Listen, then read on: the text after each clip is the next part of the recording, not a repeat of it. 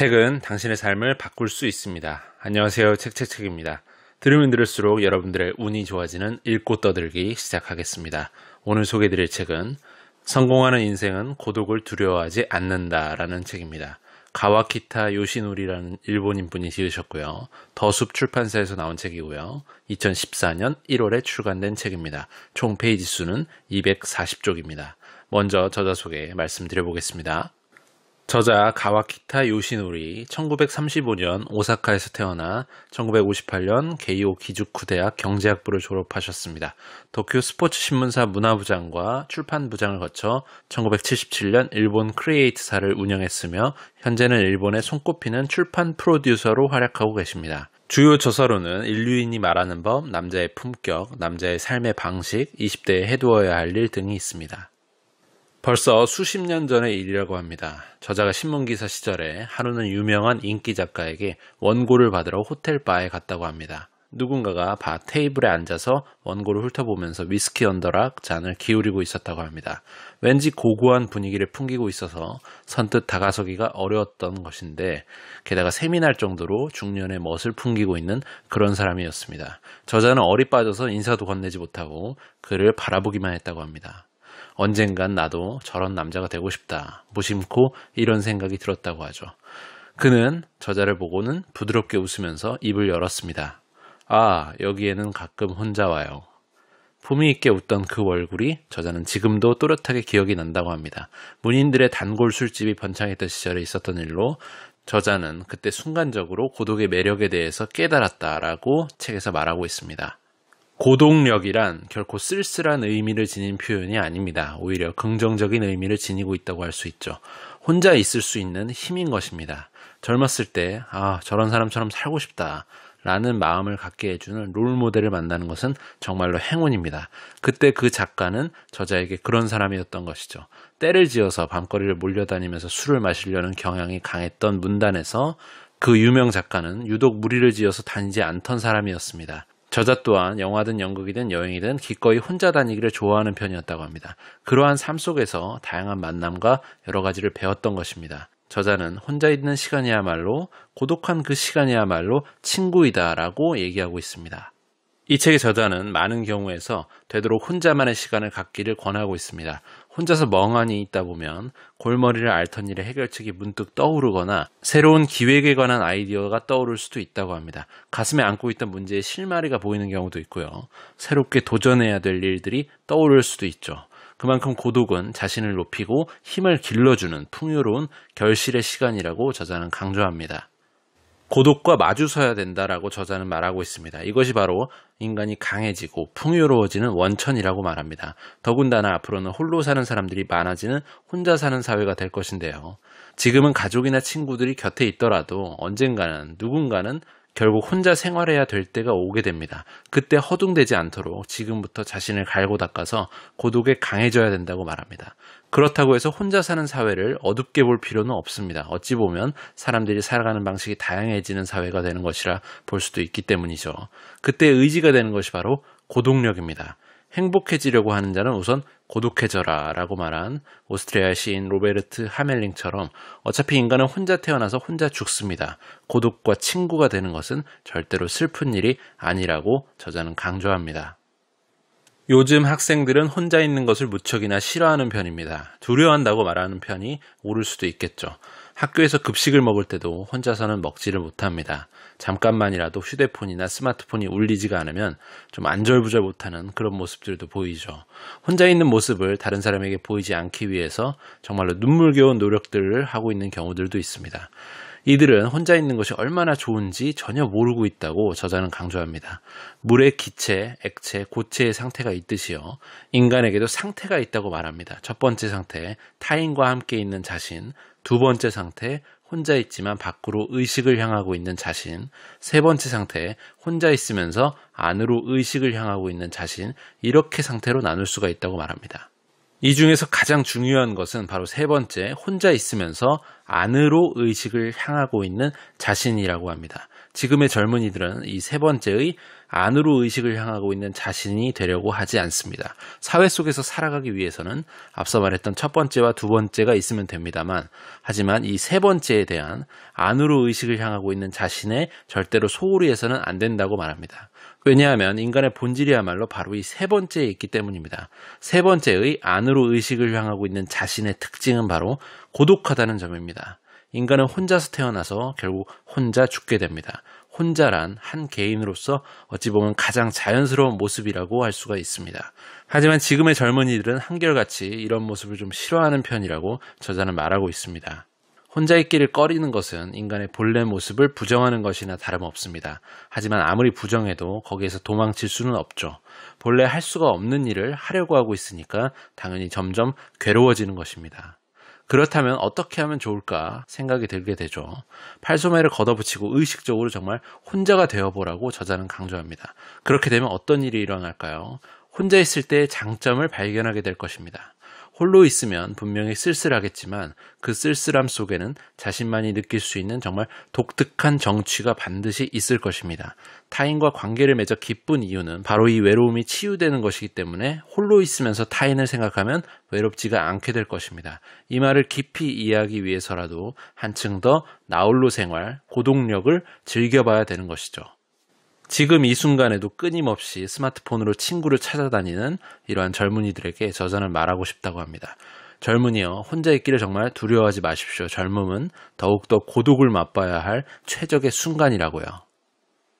고독을 마주했을 때 어떻게 하면 고독을 즐기며 살아갈 수가 있을까요?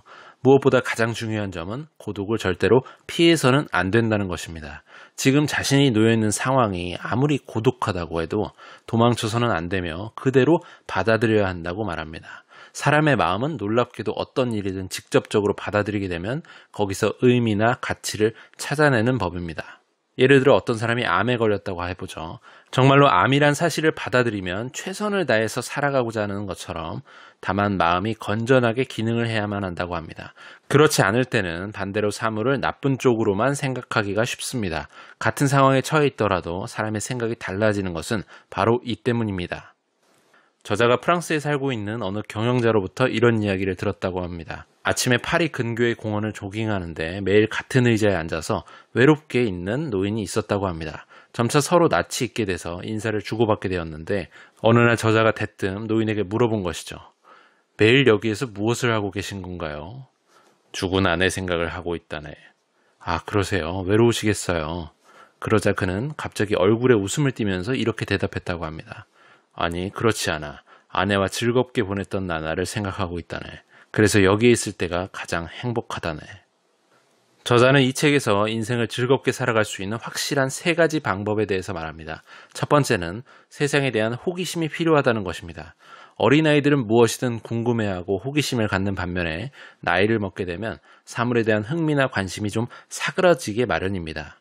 무슨 일이 생기든 간에 대체로 짐작할 수가 있고요. 가끔 흥미를 돋우는 대상을 만나더라도 이제 와서 뭘 하는 생각이 앞서기 때문이죠. 이러한 사고 습관에서 우선 벗어나야 됩니다. 그렇다면 어떻게 해야 이런 사고 습관에서 벗어날 수가 있을까요? 그 방법 중에 하나는 평소에 하던 방식과는 다른 기분과 태도를 갖는 것입니다. 보통 친구나 지인들이 이거 재밌어요 라고 권하면 대부분의 사람들은 그래요? 재밌겠네요 라며 맞장구를 치게 마련입니다. 자신의 평소 생활을 이런 마음과 태도로 해보는 것입니다. 특히 유행이나 화제가 되고 있는 것 또는 자신이 체험하지 않은 일에 대해서는 이런 자세를 가지면 매우 좋습니다. 신기하게도 자연스럽게 호기심이 솟아오르게 되는 것이죠. 두 번째는 사물을 있는 그대로 받아들이는 것입니다. 다시 말해서 지레짐작하지 말고 편견 없이 있는 그대로 받아들이는 자세를 가져야 되는 것이죠. 소박한 마음이라고도 말할 수가 있겠습니다. 우리가 성인이 되면 자신도 모르는 사이에 무엇이든지 자신이 만든 색안경을 끼고 보게 되는 법입니다. 아이들이 사소한 것에도 재미있어하는 까닭은 있는 그대로 받아들이고 있기 때문입니다. 소박한 마음을 갖게 되면 거부하는 마음이 약해지기 때문에 자연스럽게 포용력이 커지고요. 사람들이 호감을 갖고 다가오게 되는 것이죠. 세 번째는 어떤 일이든지 긍정적인 태도로 생각하고 판단을 하는 것입니다. 가령 홀로 사는 것이 쓸쓸해서 견딜 수가 없다고 해보죠. 그러면 내 인생은 정말 실패야 라는 생각이 아마 들게 될 것입니다. 이런 부정적인 생각이 들겠죠.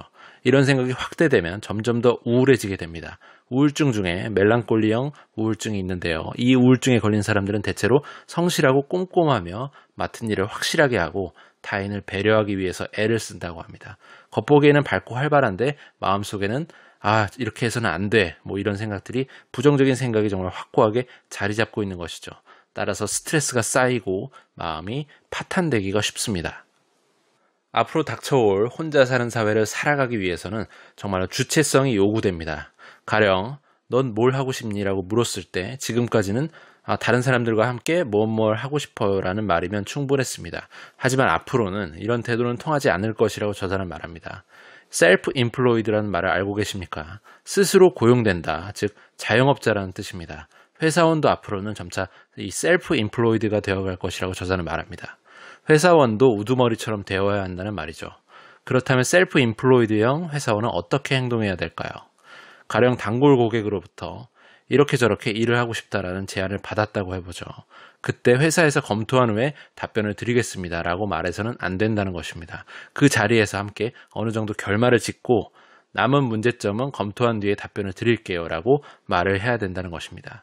회사는 일일이 감독의 사인을 보지 않고 시합을 할 수 있는 그런 주체적인 선수가 필요한 것입니다. 회사는 조직 안에서 바로 이러한 셀프 임플로이드를 필요로 하고 있습니다. 자신이 부족하다는 생각이 들면 과감하게 고독해져야 된다고 저자는 말합니다. 경영자의 세계에서는 손색 없는 경영자가 되기 위해서는 죽을 정도로 큰 병을 앓든지 감옥에 들어가는 것이 제일 좋은 방법이다라는 말이 있습니다. 요컨대 고독해져야 된다는 것입니다. 실제 경영자는 고독하게 마련입니다. 왜 고독이 도대체 사람을 성장시키는 걸까요? 자신의 내면을 들여다보고 깊이 생각할 수가 있기 때문일 것입니다. 인간은 살아있는 이상 매일 다양한 사람들을 만나고 여러 가지 사건을 겪습니다. 그러다 보면 골똘히 생각할 틈이 없고요. 좀처럼 성장을 할 수가 없는 것입니다. 석가모니도 아내와 자식이 있었지만 모든 것을 버리고 홀로 수행을 하면서 깨달음을 얻었습니다. 마호메트도 동굴에 틀어박혀서 알라신의 계시를 받았고요. 이와 비슷한 이야기는 예수에게도 찾아볼 수가 있습니다. 대성한 사람은 정말로 한결같이 혼자서 보낸 시간을 갖고 있는 것을 알 수가 있습니다. 부부에 대한 얘기들도 나오는데요. 저자는 부부가 서로에게 비밀이 있는 편이 좋다고 생각한다고 합니다. 비밀이란 상대에게 알려지면 안 되는 일만 있는 것은 아니죠. 남편에게 일일이 보고하지 않아도 된다는 의미에서 나온 말이라 볼 수 있겠습니다. 저와 아내는 서로의 행동을 제약하지 않고 20% 내지 30% 정도는 서로에게 간섭받지 않는 시간이나 공간을 갖고 생활해 왔습니다. 상대의 가치관이나 취미를 충분히 존중하는 자유로운 영역을 설정해 놓음으로써 홀로 시간을 즐기는 법을 알고 서로 존경하는 관계가 될 수가 있었습니다. 이것은 부부가 원만하게 지내는 비결에 대해서 일본의 어느 아나운서의 말이라고 합니다.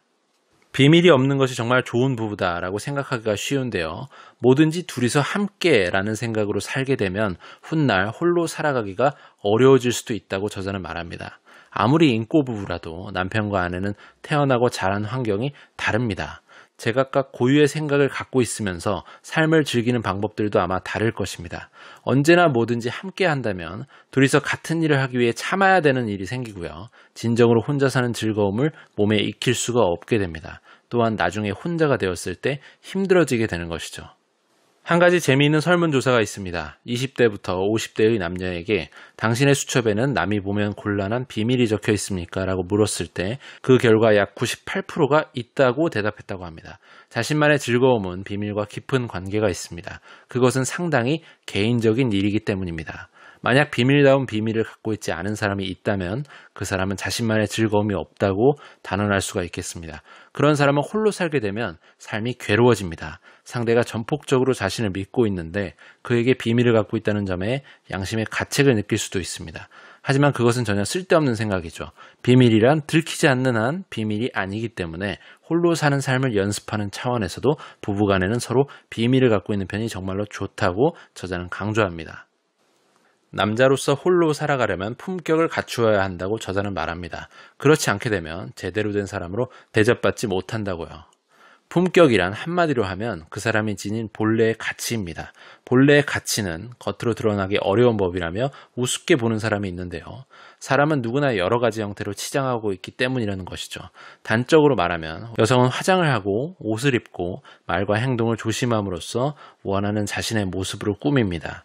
남자도 이와 비슷한 점이 있지만요. 거기에 더해서 사회적 지위나 명예 따위도 장식으로 이용하는 경우들이 있습니다. 하지만 품격은 그런 것과는 일체 관련이 없고요. 자연스럽게 그 사람에게서 배어나오는 본연의 모습입니다. 혼자서 살아가려면 이 점을 명심해야만 합니다. 그렇지 않을 경우에 어느 날 주위를 돌아보게 되면 정말로 아무도 나를 상대해주지 않는 외톨이가 될 수도 있습니다. 그렇다면 어떻게 해야 품격을 유지할 수가 있을까요? 또 어떻게 하면 자연스럽게 품격이 배어나오게 할 수가 있을까요? 저자는 마음속에 진정으로 높은 뜻을 지녀야 된다고 말합니다. 가장 좋은 방법은 살아가는 데 있어 어떤 목표를 갖게 되는 것이죠. 아무리 나이를 먹어도 원대한 목표를 지니고 살아가게 되면 자연스럽게 품격을 유지할 수가 있다는 것입니다. 싱글 생활, 혼자 사는 생활들은 좋은 면과 나쁜 면이 분명히 있을 겁니다.